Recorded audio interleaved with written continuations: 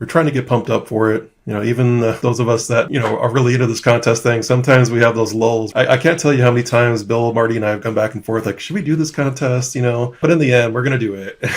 We're going to do it. We got lots of competition down there. That's kind of what drives us. We have a couple of guys that I know for sure will be on the multi-single category along with us are NP2X and KP4AA. And, they'll give us a run for our money, and we'll have a lot of fun trying to throw them off. Hi, my name is Kevin Thomas, W1DED. I'm here with the contest crew, Randy, K5ZD, Dan, N6MJ, and Bill, W9KKN. Unfortunately, Chris could not join us tonight. We're here tonight to talk about the ARRL DX-CW contest, which is only a few days away, so the editing's going to have to happen fast. Randy, let's start with you. Just give us the background about the ARRL DX. Yeah, this is one of the big ones. 48-hour contest starts Friday evening, 7 p.m. Eastern Time or 0 Zulu. 160 through 10 meters, CW only. If you're in the USA and Canada, you send your a signal report in your state or province, and you can only work stations outside of the USA and Canada, and vice versa. Stations outside the US and Canada can only work people inside US and Canada. So this is a great contest from WVE because everybody's looking for us. So usually the rates are pretty good. It's like a QSO party for the whole country. The people outside the US and Canada are going to send signal report and their power.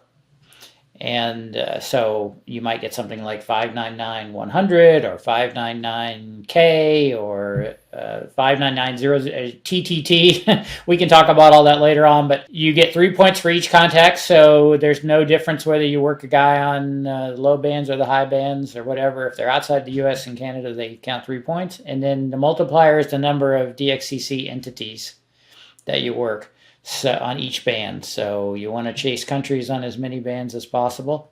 And so it's a pretty straightforward contest, and the fact that the world's looking for US and Canada does make it a lot more fun. You're not having to wait for the Europeans to work each other before we get a chance. And Randy, you said it's one of the big ones. How does it compare with the CQ Worldwide as far as people on the air? And it's not quite as big, again, because it's so regionally focused, so you don't get the activity in some of the parts of the world that are far from the US and Canada. But in terms of WVE activity, it's probably 70 to 80% of what the worldwide would be. And where will you be operating from? I'm in my Ohio location today, but tomorrow I drive back home so I can get home in time for the contest. So I'll be doing single op from home. And Dan, what about you? I'm going to be heading down to ZF1A for this contest. I'll be down there with Bill and then also with Marty and N1C.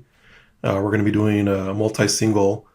And we're trying to get pumped up for it. Even those of us that are really into this contest thing, sometimes we have those lulls. We're like, well, I can't tell you how many times Bill, Marty, and I have gone back and forth, like, should we do this contest? Yeah. But in the end, we're gonna do it.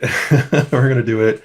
We got lots of competition down there. That's kind of what drives us. We have a couple of guys that I know for sure will be on the multi-single category along with us are NP2X and KP4AA, and they'll give us a run for our money, and we'll have a lot of fun trying to throw them off. We'll be on the online scoreboard as usual. Hopefully they'll join us there too. Like Randy was saying, last year I actually did the contest from Arizona for the first time from the ND7K station, and that probably was like one of my favorite contests I've ever done, just overall. It still amazes me even to this day.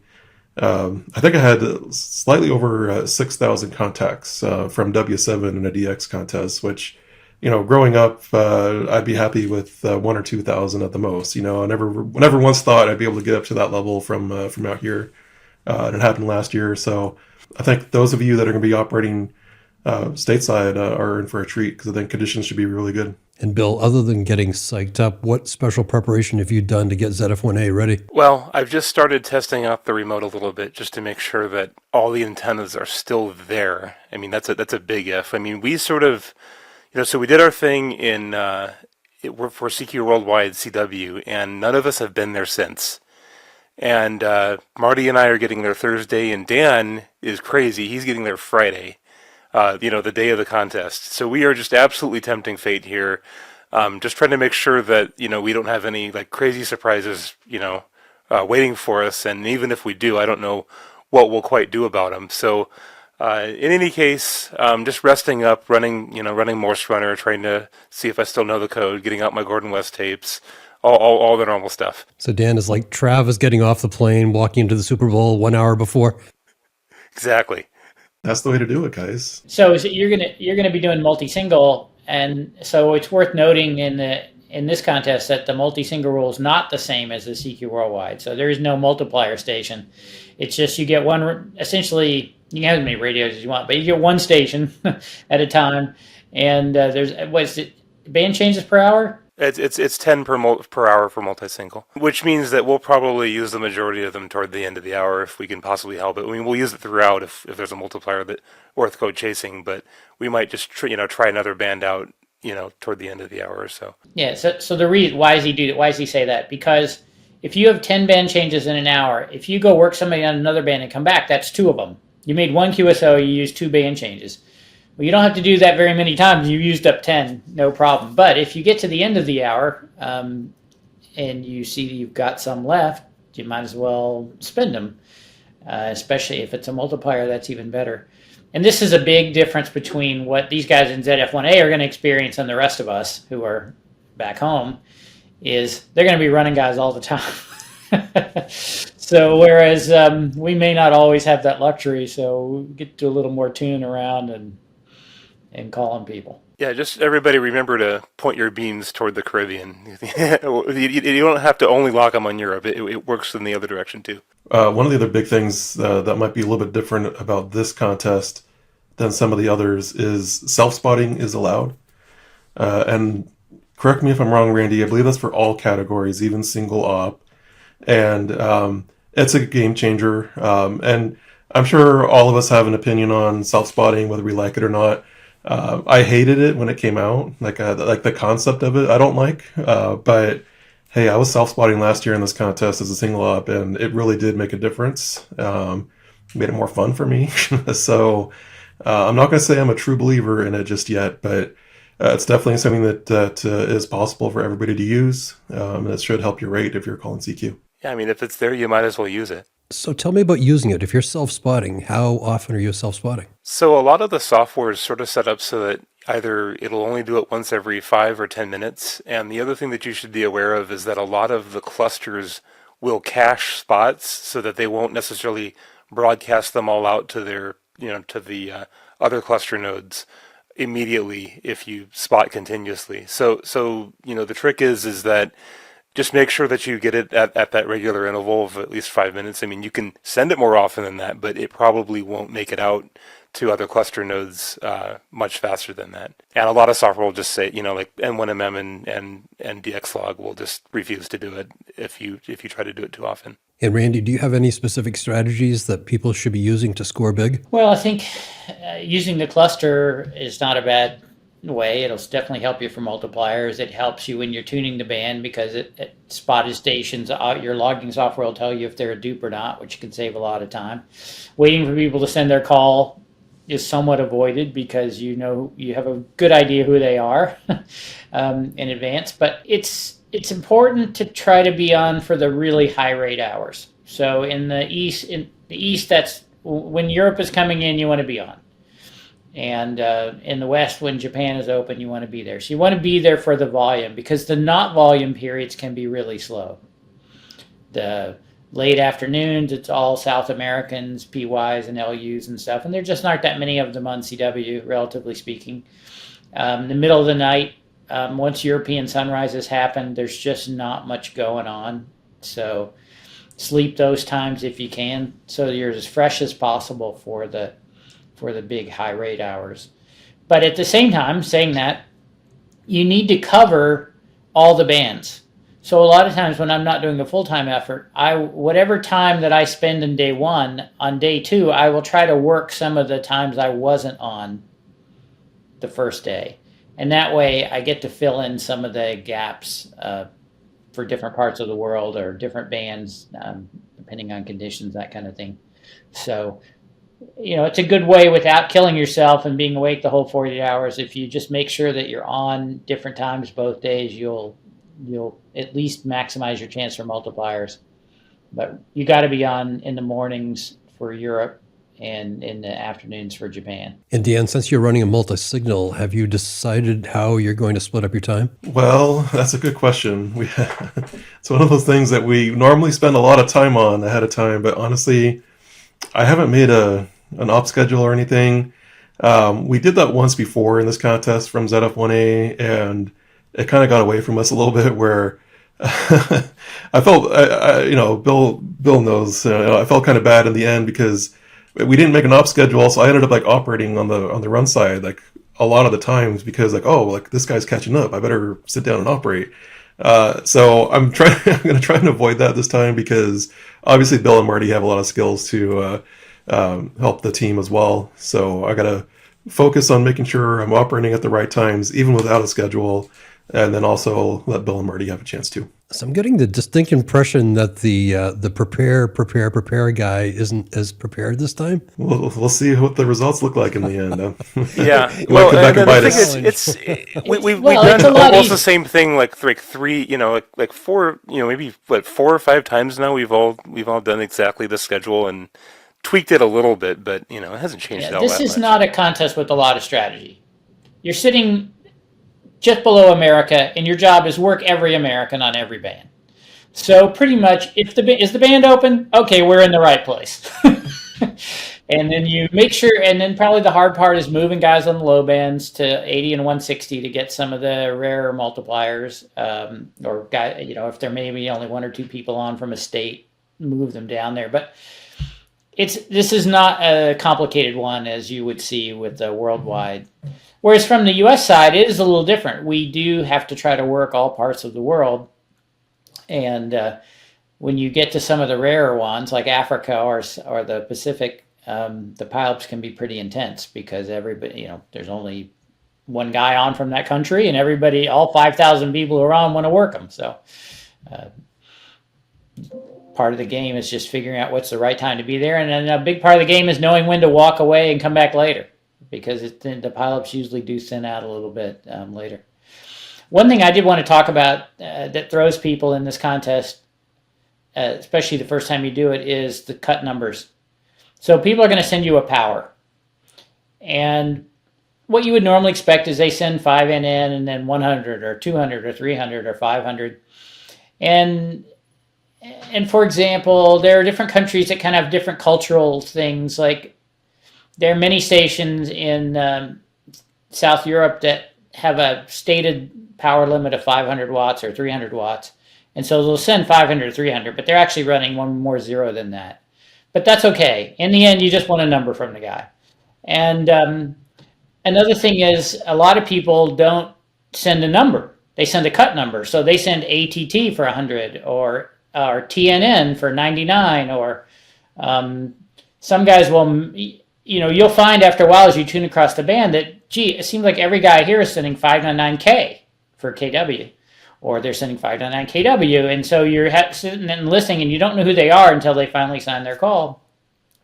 So there's some guys, NP4Z is one that I can think of, where he'll make his power be something unusual. Like I think he used 73 one year. So it was 59973 or 5NN73. That was his exchange.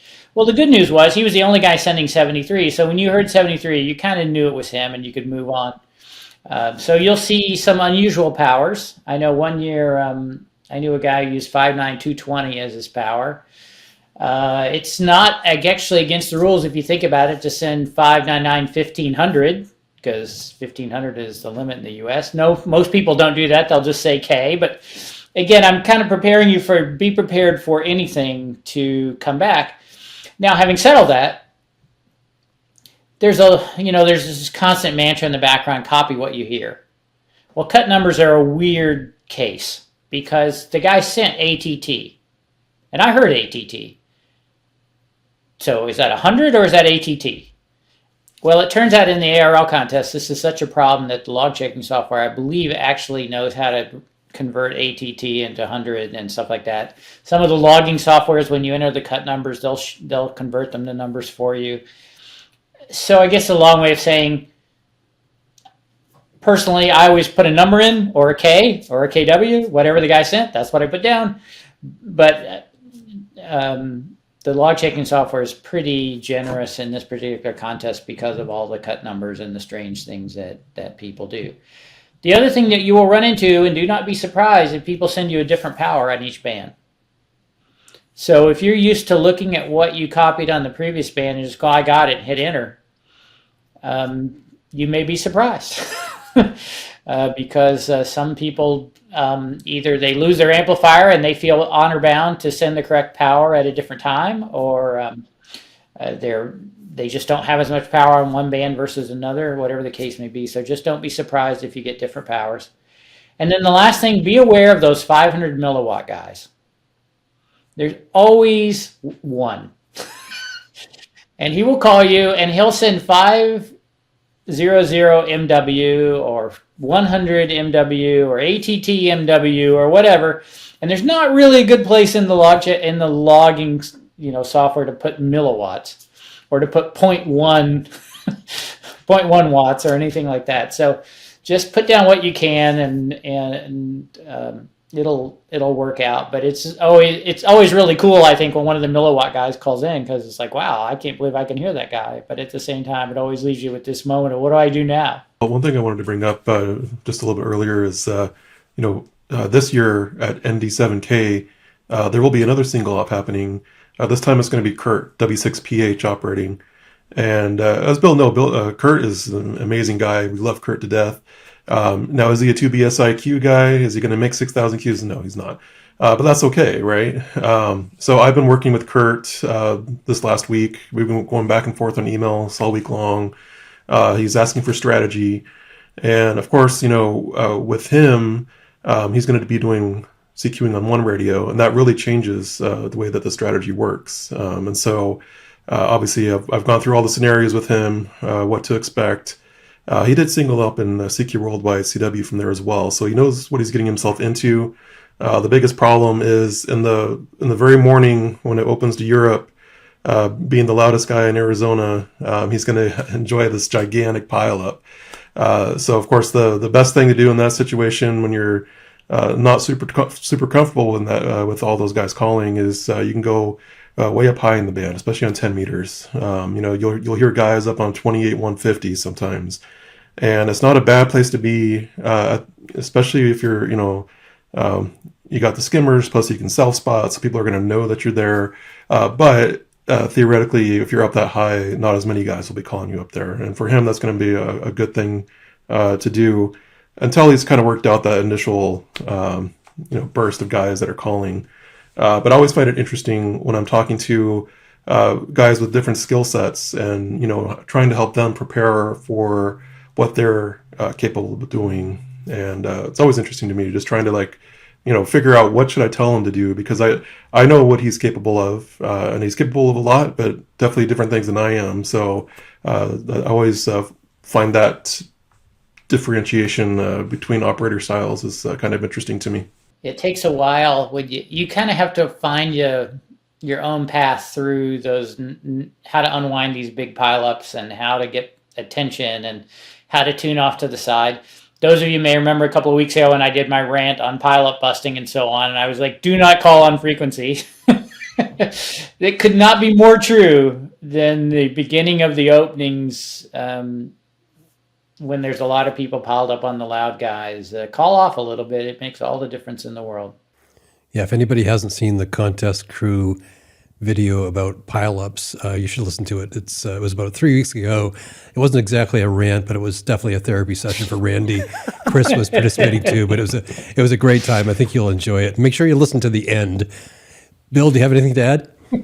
Yeah, the only other thing that I would add for ARRL is a lot of times I'll be on 40 and I'll try to, or 80 or 160, and I'll try to move a guy to another frequency, and I'll ask, ADM question mark or PSC QSY or something like that.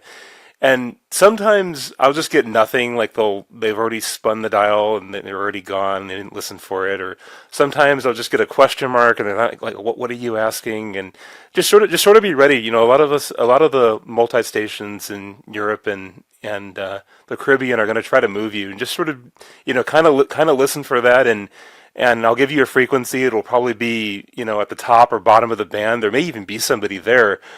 Just call, and I might call a little bit off frequency of them or something like that. But one of the things that I've had trouble a lot, with a lot of that before, or just say no. You can say no, and I won't take any offense to it, but it's good to it's good to know so that I won't ask you again. And does anybody know where Chris will be this coming weekend? Is he going to be operating from Montana? No, he's going to be at. And another good friend of ours, N4YDU, is going to be down at TI7W. So good luck to Nate. This is a good contest to get your geochron out, or your software that shows you the where the terminator is, the sunrise and sunset periods are, because you're going to really notice it when the band comes across Europe, or when the sun comes across Europe, especially at their sunrise. Guys will come in for that period, and the same thing when you're trying to chase the South Americans and so on. Really watch when they're right on the gray line. It makes a huge difference, and you notice it in this contest because everybody's beaming towards us, so you get your best chance to really take advantage of the enhancement. And before we wrap up, Hamvention's just a couple months away. What's your best plug for reasons to go, and are the three of you going to go? Be there or be square. I'll be there. It is the biggest gathering of contesters probably in the world, and so it's a great opportunity. I mean, I go to Hamvention to meet people. It's not to buy stuff in the flea market or anything. It's just a chance to see all these people that you either have seen a lot of times before, or people you've never met before but said 5'9" to 10,000 times. I'll actually be at both Visalia and Dayton this year. Normally I skip both, but I just felt like it was a good year to go see some people. Like Randy said, like meeting the people there, people you've seen before, plus new people. It's always a great experience. So I'm looking forward to it. I think it's only my third time going to Dayton ever, so it should be a lot of fun. Gentlemen, thank you for your time. My name is Kevin Thomas, W1DED. This has been the Contest Crew. Good luck to everybody this coming weekend.